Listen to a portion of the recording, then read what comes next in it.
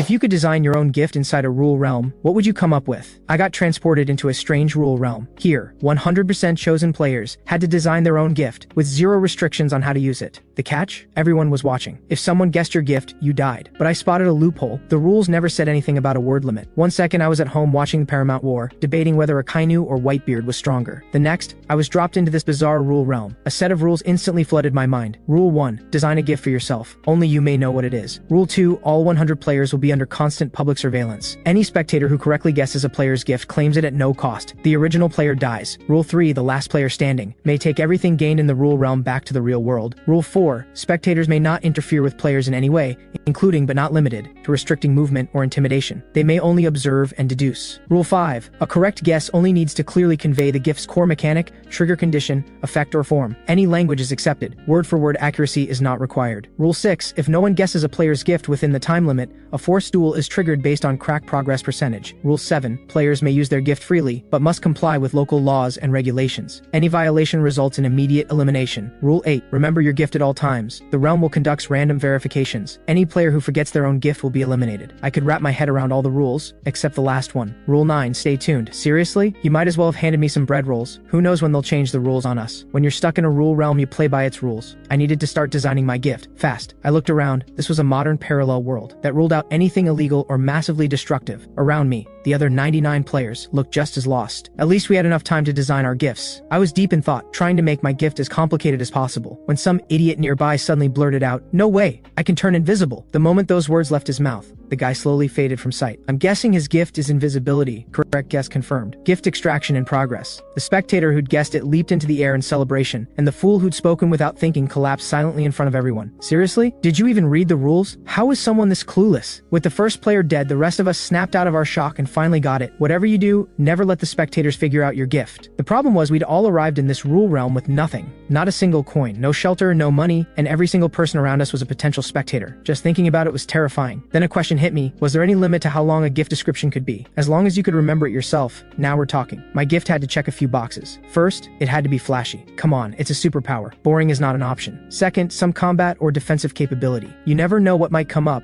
and I needed something to fall back on. This was a rule realm after all. Third, it had to make money, or at least be useful enough to get by. But honestly, straight up cash generation seemed the most efficient. I just got transported to another world. I'm not working a 9 to 5. Fourth, it had to be stealthy. No one could be allowed to observe it. And in the later forced duel stage, there had to be enough hidden details to bury any crack progress. As for the fifth condition, stay tuned. So here's what I came up with for my gift. When I perform the seal gesture, Yin Shu Shen Mao Zi Hai Yu Chu Wu Ten Yu Yin Si Shu Shen Mao, and shout, Suton Baku Suishua, my skin activates iron skin. Until my next bathroom visit, my urine will increase by 0.666 milliliters out of nowhere. I will also shed 5 hairs and 3 eyebrow hairs. An additional 100 red blood cells will be metabolized. The moment those hairs and eyebrow hairs hit the ground, 8 E. coli bacteria and 2 paramecia will spontaneously appear somewhere in the world. Once those 100 extra red blood cells finish metabolizing, a single water molecule will materialize in the sky, and 990,000 yuan will appear in my bank account. That is my gift. I'd already mastered the complicated seal gesture. Just decoding that alone would keep the spectators busy for a while. Since there were no restrictions on using my gift, I had to try it out right away. The moment I shouted, Suton Baku Suishua, the spectators around me exploded with excitement. I know that technique. It's the water style Great Waterfall Jutsu. His gift is the water style Great Waterfall Jutsu. Wrong guess, pal. Attempt failed. When no water came shooting out of my mouth, they started analyzing whether I'd hidden something in my gift design. Someone guessed my gift was a seal gesture that produced no water effect. Another guessed it was a seal gesture that sprayed water after a time delay. All kinds of wild guesses flew around, none even close. I couldn't be bothered. After all, they couldn't interfere with us. They could only watch. After a short while, the remaining dozens of players finished designing their gifts. Sadly, a few of them, some young girls and an elderly man, barely understood what a gift even was. Naturally, they couldn't come up with anything solid. They were quickly picked apart by the crowd of guessing spectators and eliminated by the realm will. One player was quick on his feet though. He designed his gift as presence reduced to a level undetectable by anyone. Unfortunately, the spectators had clearly been through this kind of game many times before, even though none of them could actually notice that low presence player. The spectators went through their checklist like clockwork, reciting a long list of gifts that had given them trouble in past rounds. Reduced presence was on the list. No time to waste. I needed to find a bathroom. The second half of my gift hadn't triggered yet. I also needed to find somewhere to sleep tonight, and dinner had better be good. In just a short while, more than a dozen players in the starting zone had already been eliminated. These spectators were frighteningly experienced. They'd even organized professional analysis teams, tracking our every move. The players who were eliminated fell victim to the spectators' collection of past answers, They'd catalog gifts like reduced presence, disappearing from sight, and all manner of invisible, unspeakable, indescribable rule-bending gifts, every last one. Gifts could be designed freely, but they still had to answer to the realm will. Some outrageous gifts simply never took effect, like someone who tried to design a gift that would send them straight back to the real world with a hand gesture. That one failed on the spot. Gifts like immortality or complete invincibility were never going to work either. When you get down to it, we were just toys the rule realm had dragged in for its own entertainment. The naive players who couldn't figure that out were already dropping one by one. I found a bathroom, took care of business, activated my gift, and just like that, 990,000 yuan landed in my account. By the time I walked back out, all the remaining players outside had finished designing their gifts. Then a new rule dropped. Supplemental rule. Spectators must return to their normal daily lives and may not verbally disturb any player. Keep all guesses to yourself. Honestly, I was thrilled about that rule. Being surrounded by people guessing out loud all day was like being put on display at a zoo. Lucky for me, I'm not socially anxious. Otherwise, that alone would have been worse than being eliminated. Someone had definitely noticed the 990,000 yuan that appeared in my account. So what? The most anyone could guess was, performed a seal gesture, shouted, Suton baku suishiwa, and 990,000 yuan appeared in a bank account. Dead wrong. I highly doubted anyone was watching closely enough to count exactly how many hairs and eyebrow hairs I shed in the bathroom. And for getting my own gift? Not a chance. The trickiest part was the seal gesture sequence. I had it memorized cold. 0.666. Easy. 6 is a lucky number back in my world. My birthday is the 3rd of May. That's where the 5 hairs and 3 eyebrow hairs come from. 8 E. coli and 2 paramecia. That's 5 plus 3 and 5 minus 3. 100 red blood cells in exchange for 990,000 yuan and 1 water molecule. My gift is perfect. When I came out of the bathroom, the surviving players had already gathered into clusters. As long as I stayed safe, joining the crowd seemed like the right move. At the center of the crowd stood a man in a suit and tie. He was rallying everyone to cooperate and stand together against this twisted situation. Some responded. Most just watched in silence.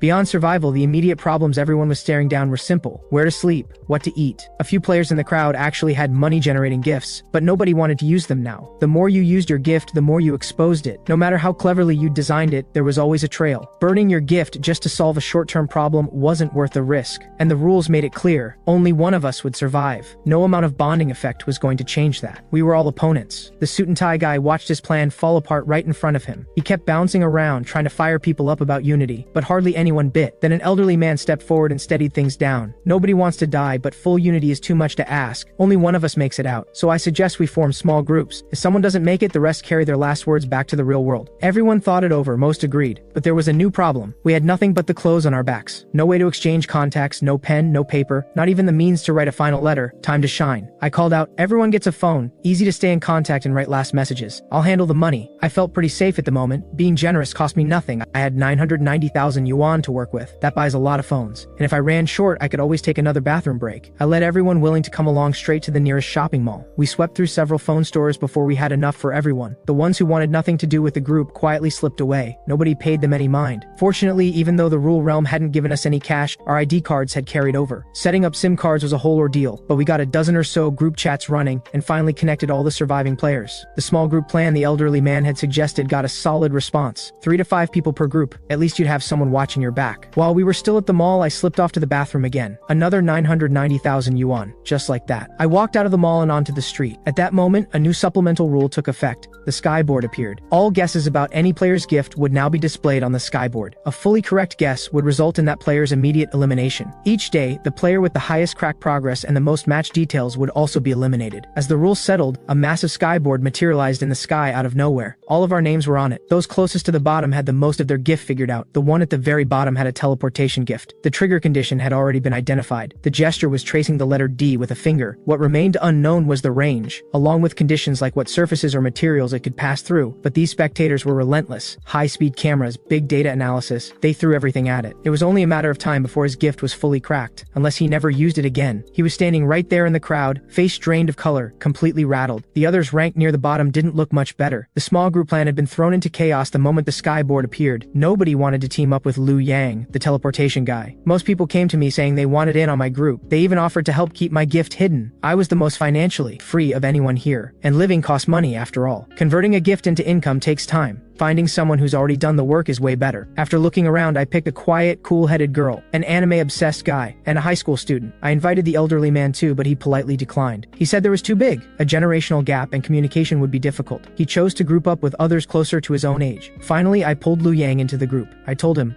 Don't use your gift for now. Just bet that others get cracked before you, and you can survive. Lu Yang joined our group, with me at the head, practically weeping with gratitude. Thank you for taking me in, Gusheng. Save it. You're in now, so follow my lead. We survived together. On the skyboard, I was ranked second. I'd exposed some surface-level details so the spectators had plenty to work with. They'd picked up quite a lot. Seal gesture, Suton Bakusuishua, bathroom visit, 990,000 yuan. All that exposed, and I was still only second. The quiet, cool-headed girl was named Ling Shuang. She was ranked first. The anime guy was Cheng Kai, ranked 11th.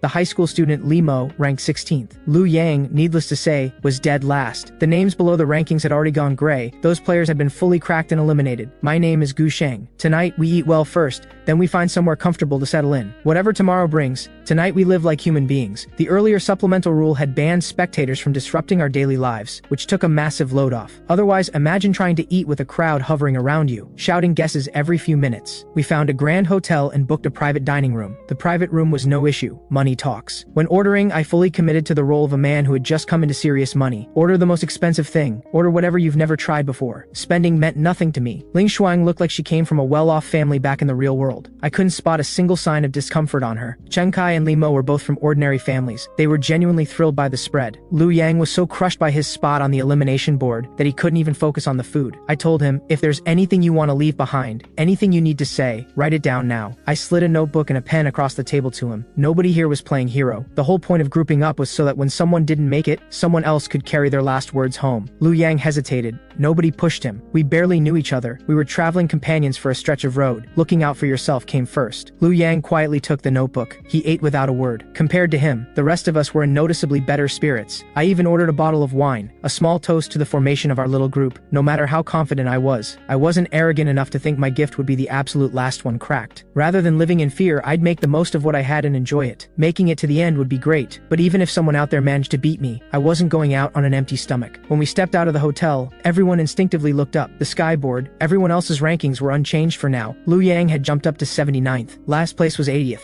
The good mood faded. 3 more names were gone in just that short time. We checked into a luxury hotel for the night. Our group had the most stable rankings overall. Thanks to my early cash advantage, I hadn't needed to expose much of my gift. Between my financial safety net and the constant pressure of watching names vanish from the board, everyone in the group silently agreed to stop using their gifts. But this rule realm wasn't going to let us stay quiet for long. The next morning at 8, the 79th player was eliminated. Lu Yang moved up to 73rd. Then the supplemental rule dropped. All players must use their gift more than 3 times per day. Failure to do so results in elimination. By lunchtime, Lu Yang slid the notebook across to me. Gusheng, I don't think I'm making it through today. My dad's number is in there. If you make it out, please call him. Get this notebook to him. Tell him his son was never able to take care of him in his old age. His eyes were brimming with tears. For a moment, I felt a genuine pang of sadness and a flicker of guilt for all my clever maneuvering. But 2 more names disappeared from the sky right then. And just like that, the guilt was gone. Don't worry. If I make it out, I'll deliver it personally. If I don't, I'll pass the notebook on to someone else, all the way down to whoever is last. The new rule was brutal. Everyone had to use their gift at least 3 times today. Lu Yang said there was no hiding it anymore. It was going to come out. After lunch, he came with me to the bathroom. He teleported from one stall to another. Moments later, he slumped silently over the toilet. These monsters had planted cameras even in the bathroom stalls. I walked back to the table in silence. The others immediately noticed Lu Yang was gone. We opened another bottle, a quiet toast to a brief companion. We then noticed the skyboard had been updated. No need to look outside at the sky anymore. Look up anywhere and it was there. Every name now had 3 empty boxes next to it. Mine already had 2 check marks. I'd used my gift twice. Cheng Kai had 1 check mark. He'd slipped away briefly and used his gift while out of sight. I still had no idea what his gift was. Li Mo had vanished in front of us for a few seconds,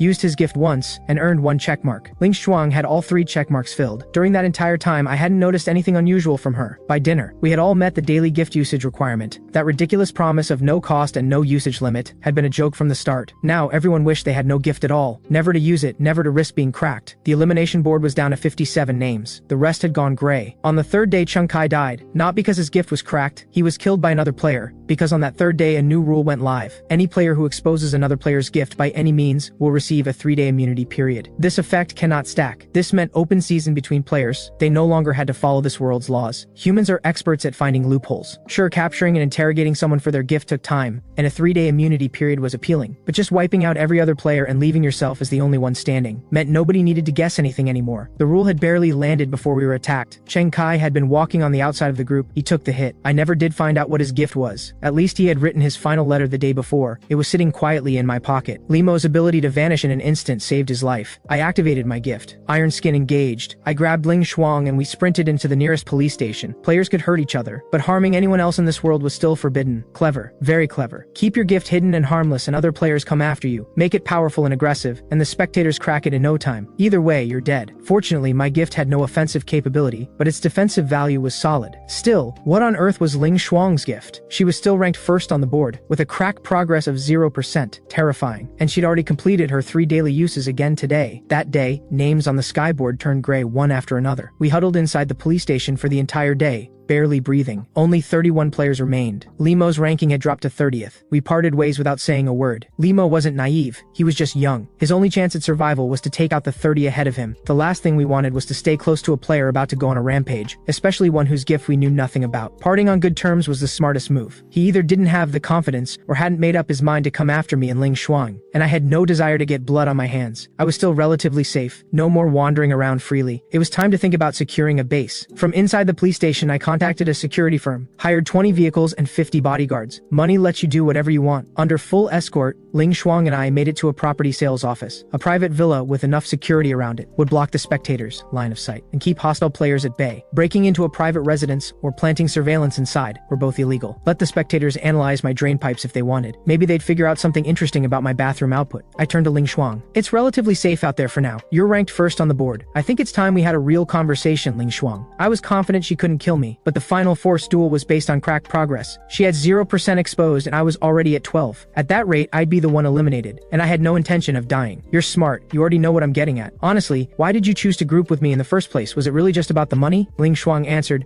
During the initial phase, I evaluated the behavioral patterns of every participant. The data indicated your odds of winning were the highest. I only make choices I'm confident in. Ha, come on, really? Dressing up a lucky guess with all that fancy framing. You're pretty good at this. Psychological game, I'll give you that. She replied, don't dismiss it. I minored in clinical psychology. In my experience, I have never misjudged someone. I said, what good is reading people accurately? If I designed a terrible gift that got cracked in minutes, your psychology degree wouldn't have saved you then. Ling Shuang said, obviously you didn't. And based on past experience, my luck has always held. She finished, and I went quiet. Here we were, trapped in a rule realm, and she's out here leaning on gut instinct and luck. But why? What I'm really asking is, if you believed I could win, why come to me at all? Because my gift is actually very ordinary. I have no means of self-defense whatsoever. In a game this brutal, I needed someone who could make it to the end, someone to shelter me. But I have a reason I must go back. Or rather, there is critical information I must bring back. This goes beyond my personal survival. Critical information, what does that mean exactly? It could be you yourself, or someone you trust. So the person you chose is me, Gusheng. Ling Shuang told me, this kind of rule realm had appeared before, more than once. The government had been working on it, quietly,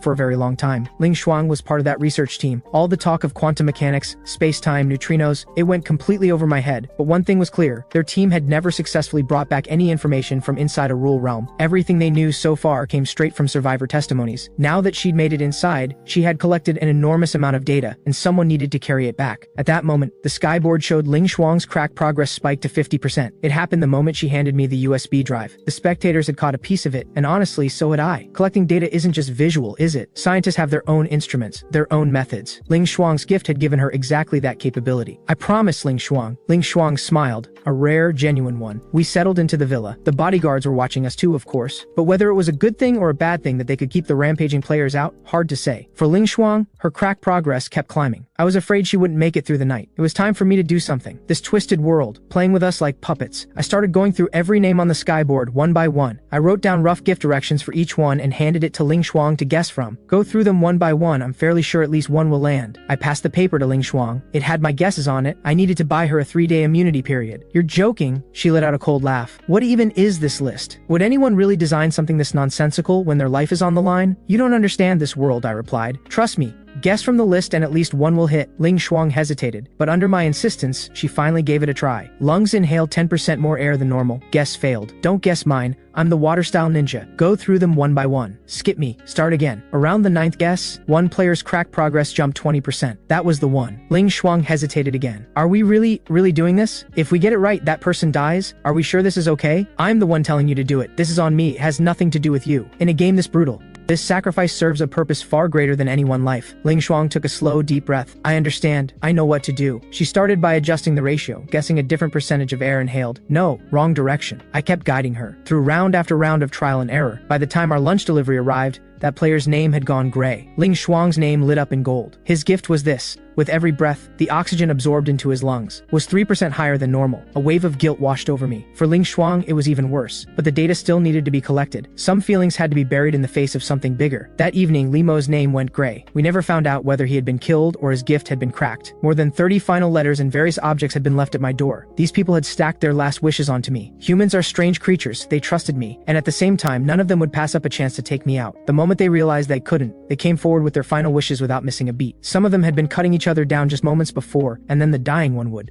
hand their final letter to the very person who had just struck them down. Ling Shuang had taken back the USB drive. She was now working with a full hard drive. Her crack progress had stalled at 50%, held in place by the 3-day immunity period. Outside, the remaining players had descended into chaos. What surprised me was that the elderly man who had first proposed grouping up, Uncle Lu, was still alive. How did I know? I paid for the information, obviously. The bodyguards stationed outside were watching me, but they weren't above making a little extra on the side. They had lives to live in their world too. On the final day of Ling Shuang's immunity period, the skyboard erupted in the most intense wave of eliminations yet. A few unlucky ones had made their gifts too complicated, forgot them, and were eliminated by the realm will. But the biggest development was the emergence of a schemer. The bodyguards brought back the news. This schemer's gift was a perception ability. He could sense the energy produced when other players activated their gifts, and deduce the effects, type, and method from it. He had been quietly collecting data the entire time, waiting for the final circle to make his move. Since immunity periods couldn't stack, he fed his information to the local civilians. The elimination board shed more than half its names in an instant, but he wasn't safe either. His move had exposed his own gift. The moment his 3-day immunity period ended, he was finished. On the morning Ling Shuang's immunity period expired, 2 people arrived at the villa. One was Uncle Lu. The other was the schemer with the perception gift, Jiang Jie. The elimination board now showed only 4 names. Jiang Jie still had 2 days left on his immunity period. He was the safest of us all. Uncle Lu's crack progress was also at 50%. Ling Shuang handed me the hard drive, and along with it a folded piece of paper. Then she spoke. My crack progress keeps climbing. The gift can't be hidden much longer. It won't be long before the skyboard reveals everything, and even if no one fully cracks it, after tomorrow the last ranked player gets eliminated. Gu Sheng, you've already figured out my gift, haven't you? Use my death to buy yourself a 3-day immunity period. I said, let's not get ahead of ourselves. Every day alive is a win. I've booked a proper dinner, food first, everything else after. Uncle Lu chuckled warmly. Absolutely right. Nothing in this world beats a good meal. Young man, any chance you've got room for an old man? I didn't turn him down. I even extended the invitation to the schemer. The schemer's name was Jiang Jie, the elderly man, Uncle Lu. We ate well, no holding back. I had the bodyguards bring in a mahjong table and called a young woman over to help manage my tiles. Afterward, Ling Shuang left, quietly, without a word. She didn't say goodbye. Still, I felt a small ache. A woman scientist. If she'd been a gray-haired, scruffy old man, even Einstein himself couldn't have charmed me the same way. Jiang Jie managed to get himself eliminated before his immunity period even ran out. He couldn't sense the details of my gift, so he decided to attack me directly. He didn't land a scratch, but he accidentally struck the young woman who had been helping with my tiles. The rule against breaking this world's laws took priority over the immunity period, and that young woman was a minor. Jiang Jie was eliminated on the spot. Uncle Lu and I played chess through the entire night. We both knew what was coming. The next day's forced duel, and his crack progress was higher than mine. Mine was 22%, his was 50. We played through the night. Uncle Lu went peacefully, though I suspect exhaustion played its part. In the end, I learned his gift. Uncle Lu said he no longer feared anyone in this world hearing it. 100 steps after every meal keeps you alive to 99. That 50% crack progress. It was all from the walking. I lay quietly in bed waiting to go home. I hoped the realm will would keep its word. Take everything I'd earned in this world. The hard drive was just a bonus. The villa and the 2 billion yuan in my account were what really mattered. My consciousness slowly faded to black. Faintly, I heard the rush of wind, growing louder and closer. I strained to make it out, and finally heard it. Welcome to the Rule Realm. In the last second before everything went dark, I was still thinking about how to spend the 2 billion yuan in my account. Should I convert the villa pool to a heated one? Then, Welcome to the Rule Realm detonated in my skull like a thunderclap. My ears rang from the impact. Didn't the rule say the last survivor gets to bring everything back? The realm just pulled a fast one on me. I snapped my eyes open. What I saw was nothing like the modern parallel world I'd come from. No grand villa, no loyal bodyguards, not even the hard drive and bank card I'd had in my pocket. I was still wearing the same casual clothes I'd arrived in. The one thing I was grateful for, every single detail of my gift, was still locked in my memory, word for word. Those numbers were more deeply engraved in my mind than my own birthday. I reached up and pinched my cheek. The pain was real. This was no dream. I looked around. I was standing inside a massive circular battle arena. The floor was cold black metal. Tiered stands rose in every direction around me. But there were no spectators in the seats, only a thick gray mist. And within that mist, countless pairs of eyes barely visible, fixed unblinking on the center of the arena. On us, Yes, us. Inside the arena besides me, 11 others stood scattered in small clusters. Every face wore the same expression I could feel on my own. Shock, wariness, and that razor-edged look of someone who had crawled out of a life-or-death arena. It didn't take much to figure out. These people were just like me, all survivors, all winners of their own separate rule realms, and now we had all fallen into the second trap the realm will had laid for us. Sure enough, the next second, a cold mechanical voice echoed through every corner of the arena. It had the same tone as before, only the content was colder, crueler. Round 2, Rule Realm, Gift Showdown. Rule 1, all participants are survivors of their respective rule realms. Each carries the gift unlocked in their original realm. All trigger conditions, effects, and associated costs remain unchanged. The realm will conduct a secondary verification. Any participant who has forgotten their gift will be immediately eliminated. Rule 2. This round has no spectator guessing phase. Participants must defeat all other opponents through direct gift combat. Rule 3. During the showdown, participants may use their own gift and any resources from their rule realm. Use of real-world items is strictly forbidden. Violations result in immediate elimination. Rule 4. The arena will randomly generate rule tokens. Whoever picks one up may temporarily modify a single rule. One-time use only. Token effects cannot stack. Rule 5. There are no team restrictions in this round. Alliances are permitted. Betrayal is permitted. An alliance takes effect only after both parties verbally confirm it. The betraying party gains 50% of the betrayed party's gift strength. Rule 6. The sole surviving participant will become the realm master. They will gain control over all rule realms and the power to rewrite any rule. They may also choose to return to the real world with everything they have earned, never to be summoned by a rule realm again. Rule 7. This round operates with no legal restrictions of any kind. Survival is the only principle. Rule 8. The showdown officially begins. Countdown. 72 hours. The moment the mechanical voice went silent, the arena floor let out a series of sharp cracks. More than a dozen rule tokens glowing blue floated up through the seams in the floor and scattered randomly across the arena. At the same moment, a new piece of information surfaced in my mind. Everything I had earned in the previous realm hadn't vanished. It had been temporarily sealed away by the realm will. If I could survive to the end of this showdown, I would not only reclaim my wealth and the hard drive, I would also gain the power to control the realms themselves. As for Ling Shuang's hard drive, I was only now beginning to understand. What she had given me wasn't just research data from the last realm, it almost certainly contained secrets about the realm will itself. I just hadn't had the chance to look at it yet. A cold, sharp voice cut through the air. The realm will is playing us like chess pieces. Round after round, never enough. The speaker was a man in a black trench coat, leaning against one of the arena's metal pillars, a blade with a cold gleam caught between his fingers. His eyes swept the room sharp with suspicion. The smell of blood clung to him. He had clearly survived his last rule realm through pure, unrestrained killing. Another figure stood nearby, a kid who couldn't have been older than 12 or 13. He licked his lips, eyes locked onto the rule tokens scattered across the floor. His voice was young, but his words were ice cold. Doesn't matter what game this is, last one standing wins. And all those tokens? Mine. Before he even finished speaking, he pushed off the ground and vanished into a blur. He shot toward the nearest token. The instant he moved, a massively built man nearby moved too. His arms swelled to several times their normal size in an instant. He swung a fist straight at the kid's back. You little punk, you dare try to take from me? The kid seemed to see it coming. He wrenched sideways at the last moment, dodging the blow. In the same motion, he flicked his hand. A strand of silver thread shot from his fingertips and coiled around the big man's wrist. The man roared in pain and yanked his arm back, trying to snap the thread, but it held firm. The harder he pulled, the tighter it wrapped. In the blink of an eye, the two were locked in full combat. The rest of the arena erupted. Some sprinted for the tokens. Others hung back, reading the room. Some simply attacked whoever was closest. The battle arena descended into chaos in seconds. Flashes of gifts lit up the air from every direction. War cries and screams rang out without pause. I didn't move. Not out of fear, I was reading the situation.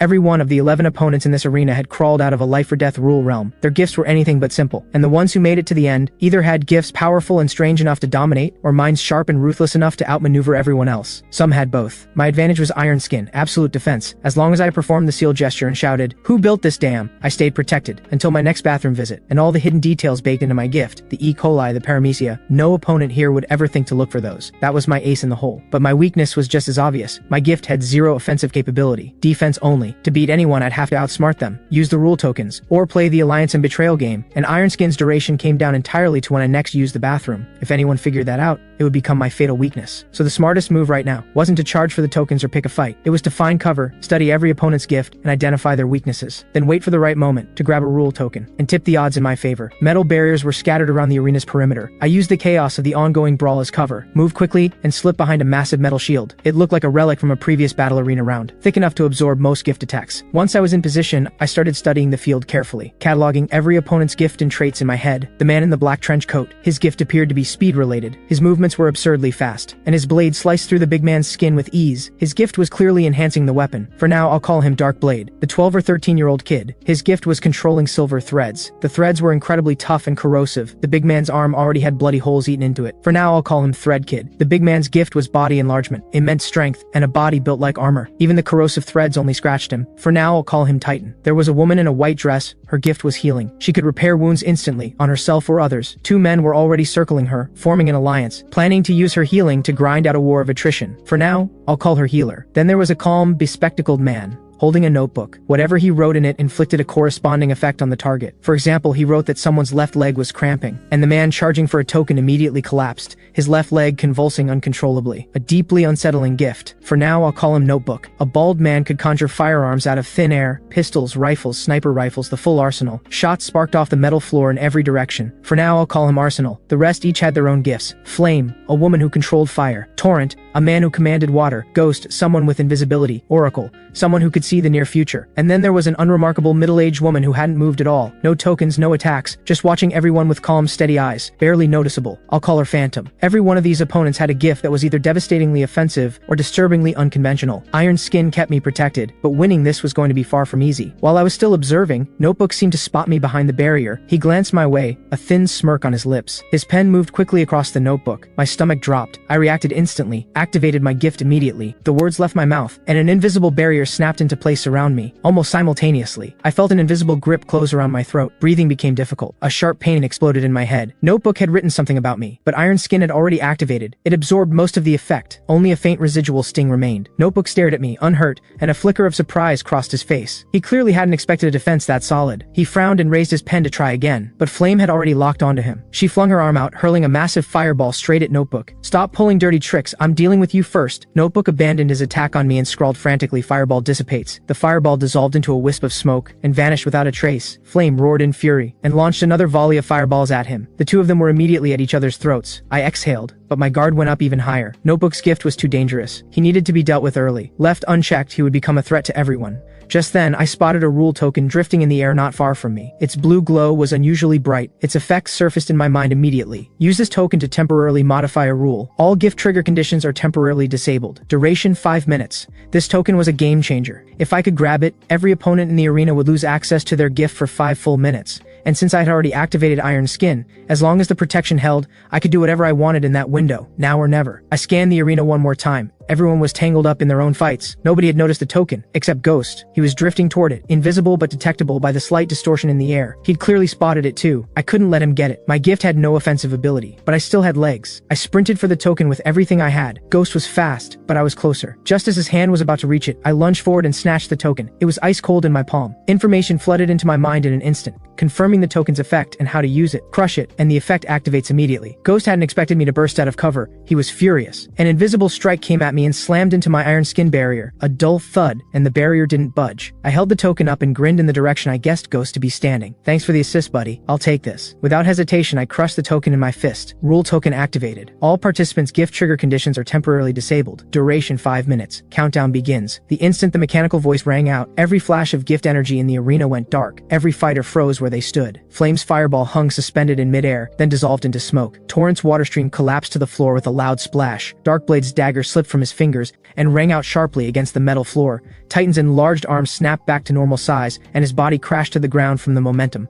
Threadkid's silver threads snapped apart and drifted through the air. Healer's glow vanished. The 2 men beside her were left completely exposed. Arsenal caught them off guard, and they both went down on the spot. Notebook's pen froze against the page. He couldn't write a single word. The smug look on his face turned to pure terror. Arsenal's sniper rifle dissolved from his hands. He stood there dumbfounded, not sure what to do. Oracle's closed eyes snapped open, face blank with confusion. Phantom still hadn't moved, but a barely perceptible flash of surprise crossed her eyes. And Ghost, with his gift gone, materialized instantly. A tall, lean man, face twisted with rage, staring straight at me. 5 minutes. More than enough. I knew this was my only real window. I had to take out the most dangerous opponents in these 5 minutes and set myself up for everything that came after. First target, Notebook. His gift was too unpredictable. Given any opening, he could neutralize anyone in this arena. He had to go first. I charged straight at him. With his gift disabled, he had nothing. He spun around and ran, but he was nowhere near fast enough. I closed the gap in seconds. I drove my foot into his back and sent him sprawling across the floor. Notebook looked up at me, eyes full of fear. "You can't kill me. I can work with you. I can take out everyone else for you." you. I gave a cold laugh. Alliance? Not with someone like you, I don't trust you for a second. I picked up his pen from the floor and drove it into his chest. Notebook's body stiffened. The light in his eyes faded slowly. His soul pulled away by the realm will. His body dissolved into smoke and vanished from the arena. Notebook was done. Next, Arsenal. His offensive capability was too high, and those conjured weapons were a problem. His gift was down for now, but if I let it come back online, things would get messy fast. Arsenal was crouched behind a barrier, desperately searching for any weapon he could use. He came up empty. When I came for him, he grabbed a metal pipe off the floor and swung it at me. I blocked it with one arm and drove my fist into his face, breaking his nose. Arsenal cried out in pain and crumpled to the floor. I didn't give him a second to recover. I stomped down on his head, again and again, until his body dissolved into smoke. Next, Thread Kid. This child was merciless, and those threads were a nightmare to deal with. Letting him survive would be a liability. Thread Kid was trying to squeeze himself into one of the arena's gaps and disappear. I caught up to him fast. He looked back at me, eyes seething with venom. You dare kill me? When my gift comes back, I will cut you into pieces. I grabbed him by the arm and hoisted him off the ground. Then I slammed him down onto the metal floor. Too bad. You're out of chances. The kid was light. The impact snapped several bones. His body dissolved into smoke and was gone. In just 2 minutes, I had taken out the 3 most dangerous opponents in the arena. Everyone else in the arena was shaken by what they'd just witnessed. They backed away and kept their distance, none of them willing to come near me. Ghost had used the time I spent dealing with the others to quietly slip away. He'd retreated to the far side of the arena, clearly afraid I'd come for him next. I checked the countdown. 2 minutes and 30 seconds left. I didn't go after anyone else with the remaining time. Instead, I started gathering the rule tokens scattered around the arena. I'd used one, but there were still plenty left on the floor. I quickly picked up 4, each with a different effect. Own gift strength increased by 100%. Duration 3 minutes. Block one opponent's gift perception. Duration 10 minutes. Transfer your gift's attached cost to one opponent. Single use. Randomly generate one rare item from a rule realm. Each of the 4 had its purpose. In the right moment, any one of them could save my life. Just as I picked up the last one, the countdown hit 0. The token's effect expired. All participants' gifts were restored. The mechanical voice rang out again, and gift energy blazed back to life across the arena. Every remaining opponent looked at me, with a mix of fear and burning hostility. Flame and Dark Blade especially. Their eyes were full of killing intent. I had become their primary target. Healer spoke up, her voice ice cold. You killed my ally. I want you dead. When I had taken out Arsenal earlier,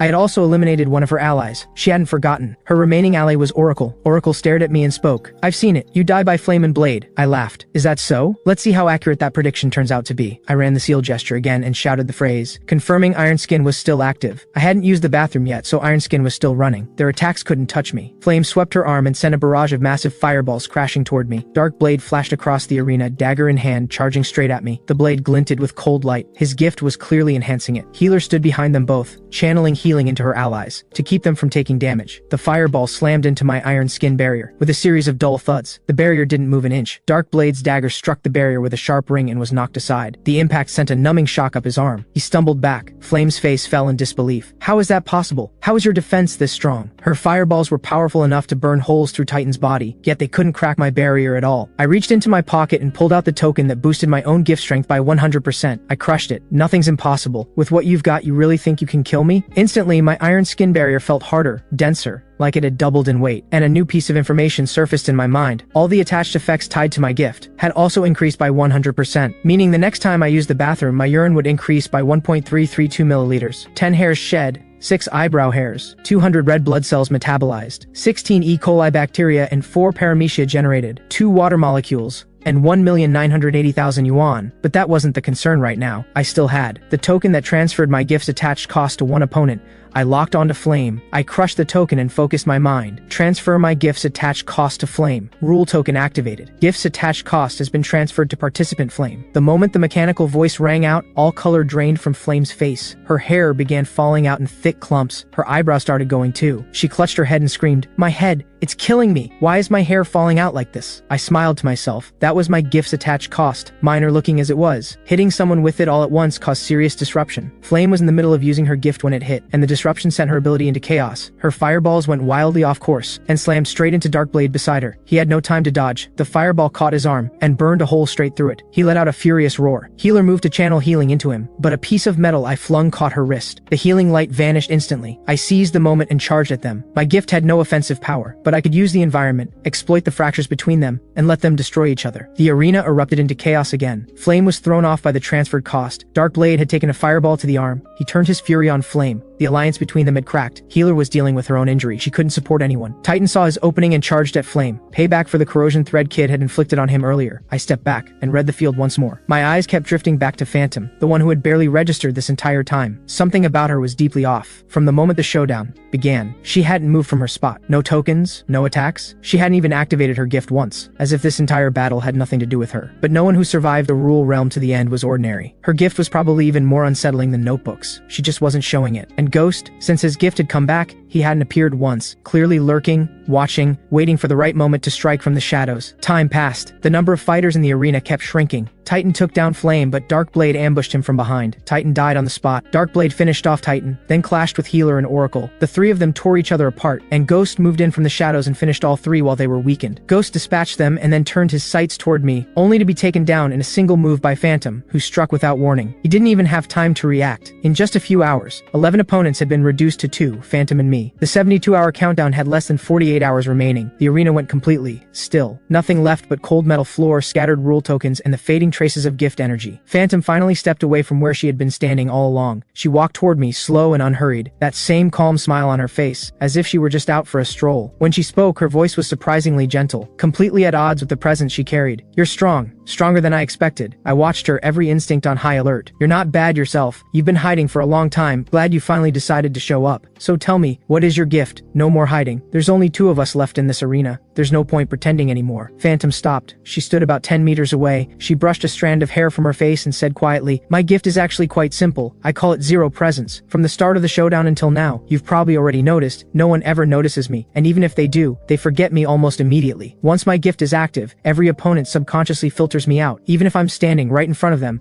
they look straight through me like I'm not there." My stomach dropped. Of course, this gift was terrifying. Zero Presence meant she could get close to anyone, anywhere, and strike without ever being detected. The target would never see it coming. That was exactly why Ghost had been taken down in one hit. He'd unconsciously ignored her presence until it was too late. I pressed further. "Then why reveal yourself now?" Phantom answered calmly. "Because there was no need to while the others were still around. All I had to do was stay invisible and let everyone else do the work. But you noticed me, and you remembered, so there's no point hiding anymore." Then it clicked. Her gift had a weakness after all. The moment an opponent consciously noticed her and held her in their memory, Zero Presence stopped working against them. I pushed further. "So what's your method of attack?" "You can't win on Zero Presence alone with no offensive ability. My method of attack is rule control." A slow smile crossed Phantom's lips. "I didn't come from an ordinary rule realm. I was a candidate for the previous realm master. I fell one step short in the end, so the realm will threw me into a new realm. My gift, beyond Zero Presence, also allows me to manipulate rules on a limited scale. For instance, I can alter your gift's attached cost, or make your iron skin temporarily go offline." The words had barely left her mouth before I felt my iron skin barrier shudder. An invisible force was clawing at it from the outside, trying to tear it apart. And my hair, it started falling out in thick handfuls. My eyebrows were going too, far more intense than what I had transferred to Flame earlier. My heart seized. This was bad. She could actually control rules. I immediately pulled out the token that blocked one opponent's gift perception and crushed it. Target, Phantom. Rule token activated. Participant Phantom's gift perception has been blocked. Duration, 10 minutes. The instant the mechanical voice rang out, Phantom's smile vanished. She frowned, clearly feeling her gift perception cut off. No more rule manipulation. No more tearing at my barrier. The pressure on my body vanished instantly. The hair loss stopped. A flicker of genuine surprise crossed Phantom's eyes. "You still had a token like that?" She clearly hadn't expected me to be holding this many cards. I smirked. "You bring the attack, I bring the counter. That's how this works. You can control rules, I can block your perception. Neither of us has the edge here." Phantom's expression darkened. She understood. With her gift perception blocked for 10 minutes, she had no way to threaten me, and my iron skin was still holding. She couldn't touch me. Phantom said, "Even if you've blocked my perception, in 10 minutes you're still going to die. My rule control is not something a basic token can stop. The power of the realm will is beyond anything you can imagine." I met her gaze, calm and steady. "Then let's find out. I have more than enough ways to end this in 10 minutes. I charged straight at her. My gift had no offensive power, but I still had one token left, the one that randomly generated a rare item from a rule realm. I could use it to summon something with real offensive power and finish her. Phantom saw me coming and immediately turned and ran. She was fast. Her gift was clearly boosting her speed as well. I chased her without letting up, and crushed the rare item token in my hand mid-sprint. Rule token activated. Randomly generating rare rule realm resource. Gift amplification sword. Temporarily grants the holder an offensive gift. One strike can sever any gift barrier. Duration 10 minutes. A longsword radiating golden light dropped from the sky above the arena and landed directly in front of me. I grabbed the hilt, and a surge of raw power poured through my entire body. A wave of golden sword energy formed around the blade, powerful enough to cut through any gift barrier in existence. The moment Phantom saw the gift amplification sword in my hand, her face went pale. She knew, this time, she had met her match. She stopped running and turned to face me. She was trying to break through my tokens block before the 10 minutes ran out and reclaim her rule control. I wasn't going to give her that chance. I swung the sword.